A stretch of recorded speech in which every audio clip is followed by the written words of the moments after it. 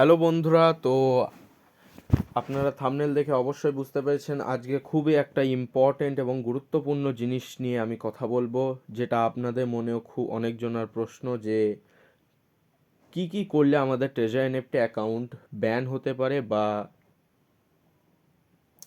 বন্ধ হয়ে যেতে পারে বা সাসপেন্ড হয়ে যেতে পারে।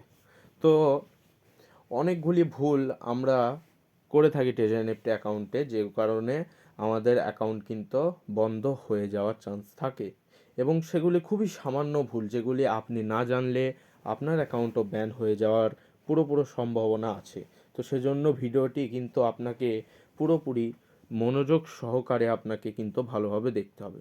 তো সর্বপ্রথম ভুল যে আপনি যেটা করেন, যে আপনারা ভাবেন যে একটা মোবাইলে একটা সিম এবং একটা জিমেল দিয়ে ট্রেজার এনএফটির অ্যাকাউন্ট খুলে যাচ্ছে।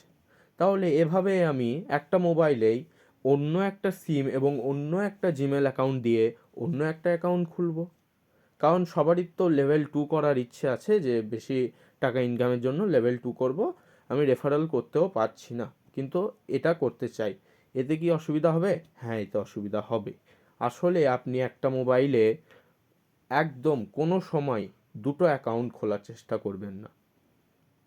এটা করলে কিন্তু খুবই রিস্ক হতে পারে, আপনার পুরো অ্যাকাউন্টটাই আপনার চলে যেতে পারে, এবং ট্রেজার এনএফটির যত আপনি ডলার ইনকাম করেছেন সমস্ত ডলার কিন্তু আপনার আটকে যেতে পারে এবং উইথড্র নাও হতে পারে। তো এই ভুলটি অবশ্যই করবেন না। আপনার যদি লেভেল 2 করতেই হয়, আপনার কোনো ফ্যামিলি মেম্বারের অন্য মোবাইল থেকে আপনারা ট্রেজার এনএফটির অ্যাকাউন্ট খুলতে পারেন, কিন্তু নিজের মোবাইলে কিন্তু একটাই অ্যাকাউন্ট আপনার থাকা উচিত। একটার থেকে বেশি অ্যাকাউন্ট আপনার যেন না থাকে, এটার খেয়াল রাখবেন আপনারা।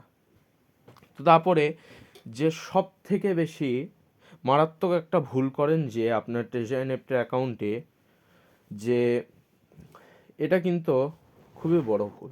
এটা একটা সামান্য ভুল, কিন্তু আপনার অ্যাকাউন্ট কিন্তু পুরোপুরি 100% আপনার অ্যাকাউন্ট কিন্তু বন্ধ হবেই হবে। এটা হচ্ছে অন্য কোনো আইপি অ্যাড্রেসে আপনার ট্রেজার এনএফটি অ্যাকাউন্টটা খোলা।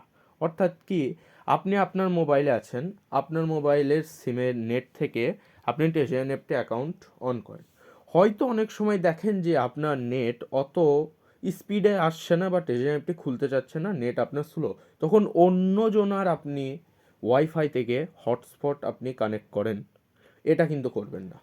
এতে কিন্তু ট্রেজার এনএফটি সার্ভার কিন্তু এটা ডিটেক্ট করে নেয় যে আপনি অন্য একটা আইপি অ্যাড্রেস থেকে আপনার ট্রেজার এনএফটি অ্যাকাউন্টটা খুলছেন। তো এতে কিন্তু আপনার অ্যাকাউন্ট কিন্তু সাসপেন্ড হয়ে যেতে পারে, আপনার ডলার কিন্তু উইথড্র আর হবে না, এবং আপনার অ্যাকাউন্ট পুরোপুরি বন্ধ হয়ে যেতে পারে।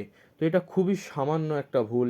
এই ভুলটা অবশ্যই করবেন না। আপনার যদি নেট স্লো হয়, আপনি খানিকক্ষণ পরে চেষ্টা করবেন, কিন্তু অন্য কারো মোবাইল বা অন্য কারো মোবাইল থেকে হটস্পট বা অন্য কারোর ওয়াইফাই থেকেও আপনি কিন্তু নেট কানেকশন নিয়ে ট্রেজার এনএফটি অ্যাকাউন্ট কিন্তু খুলবেন না।